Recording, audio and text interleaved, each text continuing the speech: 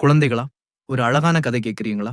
கடலுக்கு அடியில் நீல நிற நீரில் பல வண்ண மீன்களும் குட்டி குட்டி கடல் உயிரினங்களும் சந்தோஷமாக வாழ்ந்து வந்தன.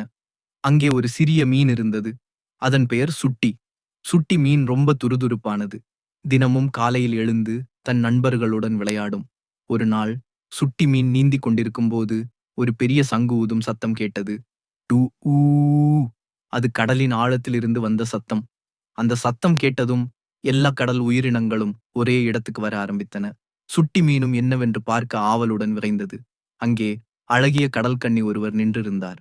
அவர்தான் கடலின் இளவரசி. நண்பர்களே, இன்றைக்கு இரவு ஒரு பெரிய கொண்டாட்டம். கடலுக்கு அடியில் ஒரு திருவிழா நடக்கப் போகிறது என்று அறிவித்தார்.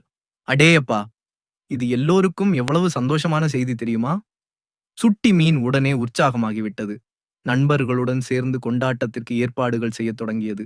சிலர் பவளப்பாறைகளை வண்ண மலர்களால் அலங்கரித்தனர். வேறு சிலர் ஒளி வீசும் கடற்பாசிகளால் பாதை அமைத்தனர். ஜெல்லி மீன்கள் மெதுவாக மிதந்து தங்கள் ஒளியால் மேடைக்கு அலங்காரம் செய்தன. எல்லோரும் சேர்ந்து வேலை செய்தார்கள். நேரமாக ஆக கொண்டாட்டம் ஆரம்பமானது. கடலுக்கு அடியில் ஒரே வெளிச்சம், ஒரே சந்தோஷம். மீன்கள் துள்ளி குதித்து நடனமாடின. குட்டிக் கடல் குதிரைகள் வட்டமிட்டு ஓடின. ஆமைகள் மெதுவாக தலையாட்டி இசையை ரசித்தன. சுட்டி மீனும் தன் நண்பர்களுடன் சேர்ந்து மகிழ்ச்சியாக பாடியது. அந்த இரவு முழுவதும் கடலுக்கு அடியில் ஒரே கொண்டாட்டம். எல்லோரும் களைப்பு தெரியாமல் ஆடிப் பாடினார்கள். கொண்டாட்டம் முடிந்ததும் சுட்டி மீன் மெதுவாக தன் வீட்டுக்கு திரும்பியது. அந்த நாள் முழுவதும் எவ்வளவு ஜாலியாக இருந்தது. ஒரு பெரிய கொண்டாட்டம் முடிந்த சந்தோஷத்துடன் சுட்டி மீன் நிம்மதியாக தூங்கச் சென்றது. குழந்தைகளா, நீங்களும் நல்ல கனவுகளைக் கண்டு தூங்குங்கள்.